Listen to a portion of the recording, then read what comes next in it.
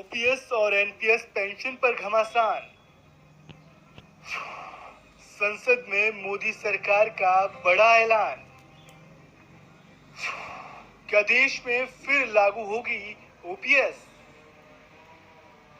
देश में old pension scheme और न्यू पेंशन स्कीम पर जंग जारी है। पुरानी पेंशन स्कीम पर विवाद बढ़ता जा रहा है। चुनाव आते ही पुरानी पेंशन स्कीम का मुद्दा बाहर आ जाता है। राजनीतिक पार्टियां इसके जरिए अपना वोट बैंक बढ़ाना चाहती हैं, जिसका जीता जागता उदाहरण हमें हिमाचल प्रदेश में देखने को मिला। अब देश में पुरानी पेंशन स्कीम लागू होगी या नहीं, इस पर केंद्र सरकार ने लोकसभा में सफाई दी है। वित्त राज्य मंत्री भगवत कराड़ ने ओल्ड पेंशन स्कीम के बारे में संसद में जानकारी दी। ऐसे में ये सवाल आपके जहन में जरूर होगा कि क्या केंद्र सरकार अब दोबारा पुरानी पेंशन योजना शुरू करने जा रही है? इसका जवाब वित्त राज्य मंत्री ने दिया। केंद्र सरकार में वित्त राज्य मंत्री भगवत कराड़ ने कहा कि साल 2004 तक देश भर के सरकारी कर्मचारियों को पुरानी पेंशन योजना के तहत पेंशन देने का प्रावधान है। इसमें कर्मचारी के आखिरी वेतन का 50% हिस्सा रिटायरमेंट के बाद हर महीने कर्मचारी को मिलता है।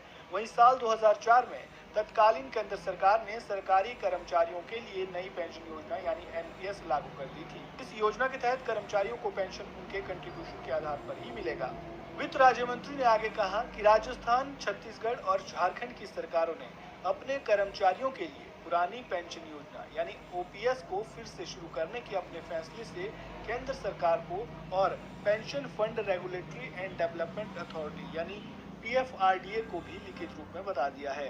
पीएफआरडीए को इन राज्य सरकारों ने चिट्ठी लिखकर कहा कि वह सभी एनपीएस सब्सक्राइबर्स के पैसों को वापस कर दें।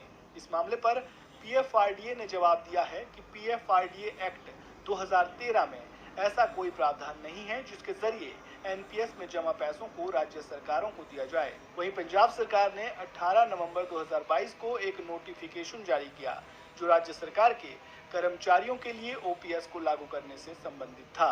वर्तमान में इन्हें एनपीएस के तहत पेंशन के दायरे में रखा गया है। आपको बता दें कि पुरानी पेंशन स्कीम यानी ओपीएस के तहत 2004 से पहले सरकारी कर्मचारियों को रिटायरमेंट के बाद एक निश्चित पेंशन दी जाती थी। ये पेंशन कर्मचारी की आखिरी सैलरी का 50% हुआ करती थी।